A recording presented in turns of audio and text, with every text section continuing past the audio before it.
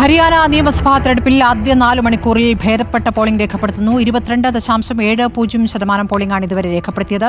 90 മണ്ഡലങ്ങളിൽ ഒറ്റഘട്ടമായിട്ടാണ് വോട്ടെടുപ്പ്.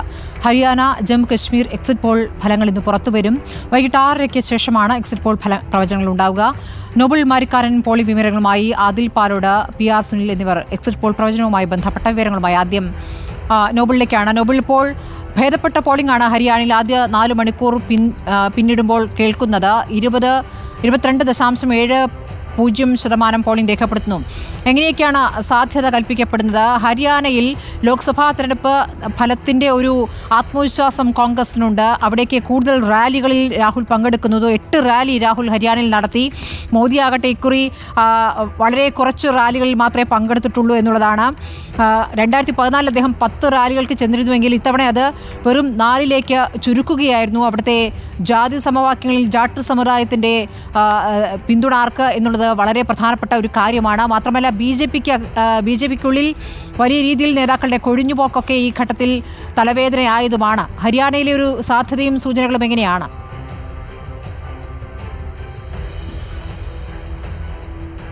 സ്മൃതി, ഹരിയാനയിൽ വാശിയേറിയ പോരാട്ടം തന്നെയാണ് നടക്കുന്നത് എന്ന കാര്യത്തിൽ യാതൊരു സംശയവുമില്ല. പോളിംഗ് ആരംഭിച്ച് 4 മണിക്കൂർ പിന്നിടുമ്പോൾ 22.70% പോളിംഗ് ശതമാനം രേഖപ്പെടുത്തിയിരിക്കുന്നത്. ഭേദപ്പെട്ട പോളിംഗ് ആണ് എന്ന് വേണം വിലയിരുത്താൻ. രാവിലെ പലയിടത്തും ക്യൂ ഉണ്ടായിരുന്നെങ്കിലും പിന്നീട് ഇപ്പോൾ വലിയ ക്യൂ ഒന്നും നമുക്ക് ഒരു പോളിംഗ് ബൂത്തിന് കാണാൻ കഴിയില്ല. പക്ഷേ ആളുകൾ വോട്ട് ചെയ്ത് മടങ്ങുന്നുണ്ട് എന്നാണ് യാഥാർത്ഥ്യം. നമ്മളുള്ളത് ഇപ്പോൾ ഓൾഡ് ഗുരുഗ്രാമിലാണ്. ഓൾഡ് ഗുരുഗ്രാമിലെ ഒരു സർക്കാർ സ്കൂളിന് മുന്നിലാണ്. ഇവിടെ പോളിംഗ് ബൂത്തിന് മുമ്പായി ഈ സ്ലിപ്പ് എഴുതി കൊടുക്കുന്ന വിവിധ പാർട്ടികളുടെ ഓഫീസുകളാണിത്. ഇവിടെ അത്യാവശ്യം തിരക്കൊക്കെ ഉണ്ട്, പ്രവർത്തകരൊക്കെ ഇരിക്കുന്നുണ്ട്. എന്താണെങ്കിലും ഹരിയാനയെ സംബന്ധിച്ചിടത്തോളം വലിയ വാശിയേറിയ പോരാട്ടം ആണ് നടന്നുകൊണ്ടിരിക്കുന്നത് എന്നത് ഏറ്റവും പ്രധാനപ്പെട്ട കാര്യമാണ്. കാരണം 10 വർഷക്കാലം ഇവിടെ അധികാരത്തിൽ BJP ആണ്. ഈ BJPയുടെ അധികാരത്തിൽ നിന്ന് പുറത്താക്കി അധികാരത്തിലേക്ക് വരാനുള്ള ശ്രമം കോൺഗ്രസ് നടത്തുന്നു. അതോടൊപ്പം തന്നെ ആം ആദ്മി അടക്കമുള്ള പാർട്ടികൾ BJPക്കും കോൺഗ്രസിനും വെല്ലുവിളി ഉയർത്തിക്കൊണ്ട് വലിയ തരത്തിലുള്ള മത്സരം കാഴ്ചവെക്കുന്നത്. എന്താണെങ്കിൽ അത്തരത്തിൽ വലിയ രീതിയിൽ തന്നെ വിവിധ വിഷയങ്ങൾ ചർച്ച ചെയ്തുകൊണ്ടാണ് ഈ തെരഞ്ഞെടുപ്പ് കാലഘട്ടം മുഴുവൻ ഇവിടെ ഹരിയാന മുന്നോട്ട് പോയത് എന്നാണ് യാഥാർത്ഥ്യം. കാരണം കർഷകരുടെ പ്രശ്നങ്ങൾ, അതോടൊപ്പം തന്നെ ഗുസ്തി താരങ്ങളുമായി ബന്ധപ്പെട്ട വിഷയങ്ങൾ, ഒപ്പം അഗ്നിവീർ അടക്കമുള്ള വിവിധ പദ്ധതികളുമായി ബന്ധപ്പെട്ട ആക്ഷേപങ്ങളൊക്കെ വലിയ തരത്തിൽ ചർച്ചയായിരുന്നു സംസ്ഥാനത്ത് എന്നതാണ് യാഥാർത്ഥ്യം. എന്താണെങ്കിലും പോളിംഗിലേക്ക് എത്തുമ്പോഴും കഴിഞ്ഞ ദിവസം കാടിളക്കിയുള്ള പ്രചാരണമാണ് നടന്നത്. അതുകൊണ്ട് തന്നെ പോളിംഗ് ശതമാനത്തിലും അത് പ്രതിഫലിക്കും എന്ന പ്രതീക്ഷയിലാണ് പാർട്ടികൾ അടക്കം ഉള്ളത്.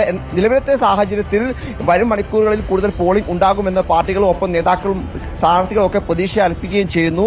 എന്താണെങ്കിലും ജമ്മു കാശ്മീരിനൊപ്പം വരുന്ന ചൊവ്വാഴ്ചയാണ് ഹരിയാനയിൽ നിയമസഭാ തെരഞ്ഞെടുപ്പിൽ ഫലം പ്രഖ്യാപിക്കാൻ പോകുന്നത്. നിലവിലത്തെ സാഹചര്യത്തിൽ സ്മൃതി സൂചിപ്പിച്ചതുപോലെ തന്നെ ജാട്ട് വിഭാഗങ്ങൾക്കുൾപ്പെടെ കോൺഗ്രസിനോടുള്ള താല്പര്യമൊക്കെ വലിയ തരത്തിൽ കോൺഗ്രസിന് ആത്മവിശ്വാസം വർദ്ധിപ്പിച്ചിട്ടുണ്ട് എന്നത് ഒരു യാഥാർത്ഥ്യമാണ്. ഇന്ന് ഭൂപീന്ദർ ഹൂഡ അടക്കമുള്ള കോൺഗ്രസിന്റെ പ്രധാന നേതാക്കൾ എല്ലാം വലിയ ആത്മവിശ്വാസം പ്രകടിപ്പിക്കുന്നു. അതേസമയം BJP ക്യാമ്പിലും ആത്മവിശ്വാസത്തിൽ ഒട്ടും കുറവില്ല എന്നാണ് പ്രധാനപ്പെട്ട കാര്യം. മുഖ്യമന്ത്രി നയാബ് സിംഗ് സൈനി അടക്കം വ്യക്തമാക്കുന്നത് വലിയ ഭൂരിപക്ഷത്തിൽ BJP അധികാരത്തിൽ വരും എന്നുള്ളതാണ്. പക്ഷേ അപ്പോഴും ഗ്രൗണ്ടിൽ നമ്മൾ സംസാരിക്കുമ്പോൾ BJPക്ക് എതിരെ കോൺഗ്രസിന് ഒരു കൃത്യമായ ഒരു തരംഗം ഉണ്ടാകാനുള്ള സാധ്യത ഉണ്ട് എന്നാണ് പല ബൂത്തുകളിലും നമ്മൾ എത്തുമ്പോൾ അവിടെ ആളുകൾ സംസാരിക്കുമ്പോൾ നമുക്ക് മനസ്സിലാക്കാൻ കഴിയുന്നത്. കാരണം 10 വർഷത്തെ BJP ഭരണത്തിൽ ആളുകൾക്ക് കടുത്ത അതൃപ്തി ഉണ്ട് എന്നത് ഒരു യാഥാർത്ഥ്യമാണ് ഹരിയാനയിൽ. ആ യാഥാർത്ഥ്യം പ്രത്യേകിച്ച് 2019 തെരഞ്ഞെടുപ്പിൽ കോൺഗ്രസിനെ അധികാരത്തിൽ നിന്ന് മാറ്റി നിർത്തിയ ഏറ്റവും പ്രധാനപ്പെട്ട ഘടകങ്ങളിൽ ഒന്ന് അത് JJP എന്ന പാർട്ടിയായിരുന്നു. പക്ഷേ JJP എന്ന പാർട്ടിക്ക് ഈ തവണ തെരഞ്ഞെടുപ്പിൽ അത്തരത്തിൽ വലിയ ഒരു കോലിളക്കം ഉണ്ടാക്കാൻ കഴിഞ്ഞിട്ടില്ല എന്നത് യാഥാർത്ഥ്യമാണ്. ദുഷ്യന്ത് ചൌട്ടാലയുടെ പാർട്ടി അത്ര വലിയ ശക്തിയായി ഈ തവണ ഇല്ല എന്നത് കോൺഗ്രസിന് ആശ്വാസമാണ്. അതോടൊപ്പം തന്നെ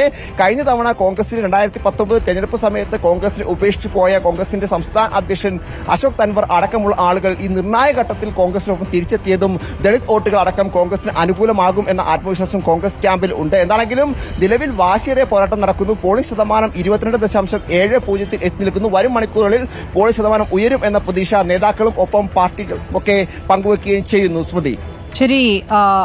90 മണ്ഡലങ്ങളിലേക്കാണ് തെരഞ്ഞെടുപ്പ് നടക്കുന്നത്. ഹരിയാനയിൽ പോളിംഗ് ശതമാനം നല്ല രൂപത്തിൽ മുന്നോട്ട് പോകുന്നു എന്നുള്ളതാണ്. 11 മണി വരെയുള്ള പോളിംഗ് ശതമാനമാണ് 22%-ലേറെ ഇപ്പോൾ കാണിക്കുന്നത്. അത് എന്തിനുള്ള സൂചനകളാണ് എന്നറിയേണ്ടതുണ്ട്. ആദിൽ പാലോടും PR സുനിലുമുണ്ട്. അതിലിപ്പോൾ നല്ല പോളിംഗ് ശതമാനം കാണിക്കുന്നു. കോൺഗ്രസിനെ സംബന്ധിച്ച് ആത്മവിശ്വാസം കൂടുന്നു. കോൺഗ്രസിന്റെ പ്രചാരണം അവിടെ കൂട്ടുന്നു. ഏറ്റവും ഒടുവിൽ നാടകീയമായി ഹരിയാനയിൽ നിന്നും 5 വർഷം മുമ്പ് കോൺഗ്രസ് വിട്ട അശോക് തൻവാറിനെ വോട്ടെടുപ്പിന് തൊട്ട് മുൻപ് തിരിച്ച് എത്തിക്കുന്നു. അതും അമിത്ഷായുടെ റാലിയിൽ നിന്ന് ഇറങ്ങി രാഹുൽ ഗാന്ധിയിലെ അടുത്തേക്ക് എത്തുന്നു എന്ന രൂപത്തിൽ നാടകീയമായ സംഭവവികാസങ്ങളാണ്. അപ്പോൾ ഇതൊക്കെ നൽകുന്ന ഒരു ആത്മവിശ്വാസവും BJP ചെയ്തിരുന്ന അതേ തന്ത്രം തിരിച്ചു പയറ്റുന്നു എന്ന രൂപത്തിൽ കൂടി അത് വ്യാഖ്യാനിക്കപ്പെടുന്നുണ്ട്. എന്താണ് ഒരു ഹരിയാനയിലെ സാധ്യത? ഹരിയാനയിലെ സാധ്യത വളരെ പോസിറ്റീവാണ്. കോൺഗ്രസിനെ സംബന്ധിച്ചിടത്തോളം BJPക്കാണെങ്കിൽ ചെറിയ ആശങ്കകളും അങ്കലാപ്പും ഉണ്ട് എന്നുള്ളതാണ്. നമ്മോടൊപ്പം ഇപ്പോൾ റിപ്പോർട്ടർ TVയുടെ റീജിയണൽ എഡിറ്റർ PR സുനിൽ കൂടിയുണ്ട്. സ്വാഭാവികമായും വലിയ തരത്തിലുള്ള സ്വാധീനം BJPക്ക് മനോഹർലാൽ ഖട്ടറിനെയൊക്കെ കൊണ്ടുവരുന്ന സമയത്ത് ഉണ്ടായിരുന്നു. പിന്നീട് അത് കുത്തനെ താഴേക്ക് പോവുകയാണ്. പ്രധാനമായും അഗ്നിവീർ അടക്കമുള്ള പ്രശ്നം, കർഷക സമരം വലിയ സ്വാധീനമുണ്ടാക്കി. അതിനൊക്കെ പുറമെയായിരുന്നു ഗുസ്തി താരങ്ങളുടെ ഗുസ്തി മേഖലയാണ് ഹരിയാന എന്ന് പറയുന്നത്. ഈ ഘടകങ്ങൾ ഇതിനൊപ്പം ഭരണവിരുദ്ധ വികാരം ഇതൊക്കെ കൂടിയാകുമ്പോൾ കോൺഗ്രസിന് പ്രതീക്ഷിക്കാവുന്നൊരു നില ഇപ്പോഴും ഹരിയാനയിൽ ഉണ്ട് എന്ന് തന്നെ വിശ്വസിക്കേണ്ടി വരും.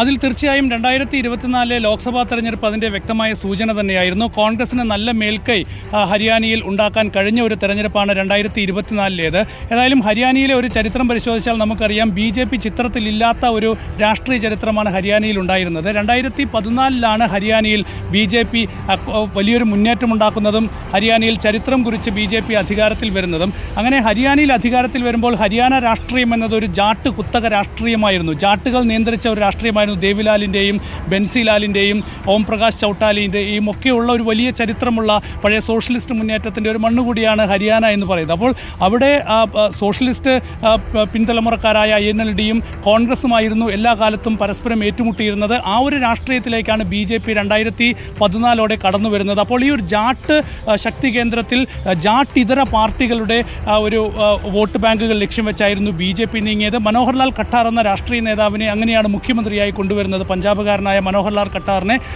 പക്ഷേ ആ രാഷ്ട്രീയം BJP ശക്തമായി മുന്നോട്ട് കൊണ്ടുപോയി. പക്ഷേ 2019 എത്തിയപ്പോൾ അതിൽ അത്രത്തോളം, അതായത് 2014 കിട്ടിയതുപോലുള്ള ഒരു മേൽക്കൈ BJPക്ക് നിലനിർത്താനായില്ല. കേവല ഭൂരിപക്ഷം കിട്ടാതെ കൂടുതൽ സീറ്റുകൾ കിട്ടിയപ്പോഴും കേവല ഭൂരിപക്ഷം 2019 തെരഞ്ഞെടുപ്പിൽ BJPക്ക് കിട്ടി. ഘടകകക്ഷികളെ കൂടി കൂട്ടിച്ചേർക്കേണ്ടി വന്നു. ഏതായാലും നിലവിലെ സ്ഥിതി അനുസരിച്ച് കോൺഗ്രസിന് പോസിറ്റീവായ ഒരു നിലയാണ് ഹരിയാനയിൽ ഉള്ളത്. തീർച്ചയായും. അപ്പോൾ ആ ഒരു സാഹചര്യത്തിന് ശേഷമാണ് ആദിൽ ചൂണ്ടിക്കാണിച്ചതുപോലെ തന്നെ കർഷക സമരത്തിൻ്റെ സാഹചര്യം വന്നു, ഈ അഗ്നിവീർ പോലുള്ള പ്രശ്നങ്ങൾ വന്നു, സമീപകാലത്തെ ഗുസ്തി താരങ്ങളുടെ പ്രശ്നങ്ങൾ വന്നു. അപ്പോൾ ഗ്രൗണ്ടിൽ തീർച്ചയായും സർക്കാർ വിരുദ്ധ വികാരം വളരെ ശക്തമാണ്. അത് മുതലാക്കാൻ കോൺഗ്രസിന് നല്ല രീതിയിൽ കഴിഞ്ഞു എന്നതിൻ്റെ തെളിവായിരുന്നു 2024 ലോക്സഭാ തെരഞ്ഞെടുപ്പ്.